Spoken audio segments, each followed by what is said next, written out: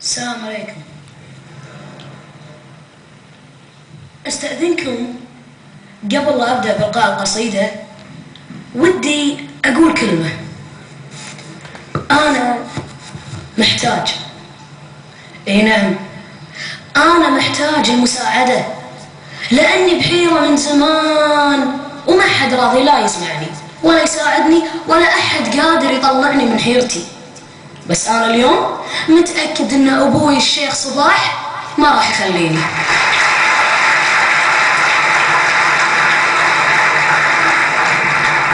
بس أنا اليوم متأكد أن أبوي الشيخ صباح ما راح يخليني وراح يسمعني ويساعدني ويطلعني من حيرتي. إيش قلت؟ إيش قلت يا طويل العمر؟ تساعدني؟ تطلعني من حيرتي؟ السكوت علامة الرضا. عيل بس.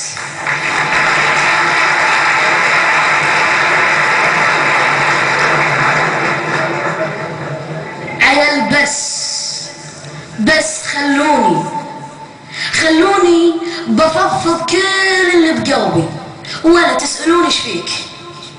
بشكيلك يا طويل العمر حيرتي وحلها بس بيديك.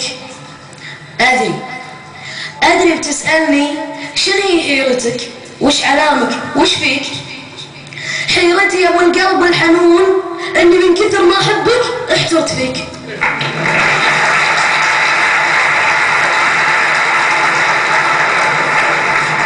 حيرتي يا ابو القلب الحنون اني من كثر ما احبك احترت فيك. ايش اسوي؟ احترت، وين اوديك؟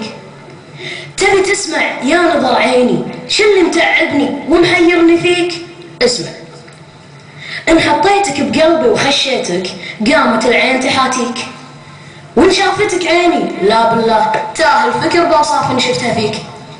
وان سكت تلقاني بس افكر شلون اشوفك والاقيك. وان تكلمت ابد ما في يوم سولفت الا يبطاريك. ايش اسوي؟ احترت، حلها الله يخليك. وعلشان احنا نحبك اليوم راح نهديك هدية عمل على تجهيزها كثير من وزراء وكاهن زلت بين يديك. واليوم وزيرتنا الدكتورة موضي الحمود جهزت الهدية وبتهديك. ايش نسوي؟ مو بيدنا، نحبك وش اوصف وش اخلي فيك.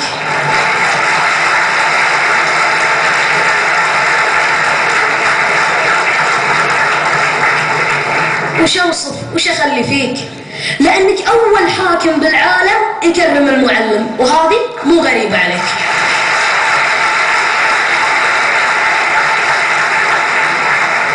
لانك اول حاكم بالعالم يكرم المعلم وهذه مو غريبة عليك. وتحت رعايتك وبحضورك وتكافئهم ما شاء الله بيديك، لانك كريم وراعي حكمة وافعالك الطيبة حيرت الكثير فيك. والعالم يشهد مساعداتك يا بحر، هذا أولك ما ينشاف تاليك.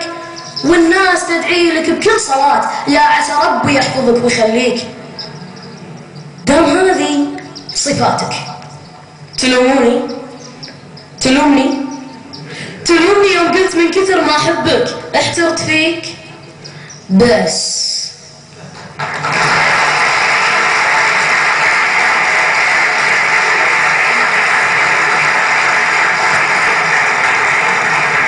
لقيتها. اي نعم لقيتها. شهدوا كلكم يا الحاضرين. اي نعم شهدوا كلكم يا الحاضرين.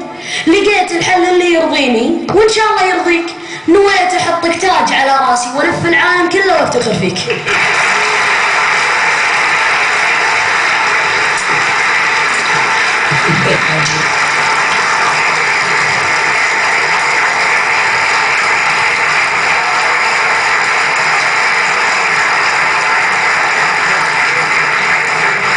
ابنك الطالب حمد جمال بناشي.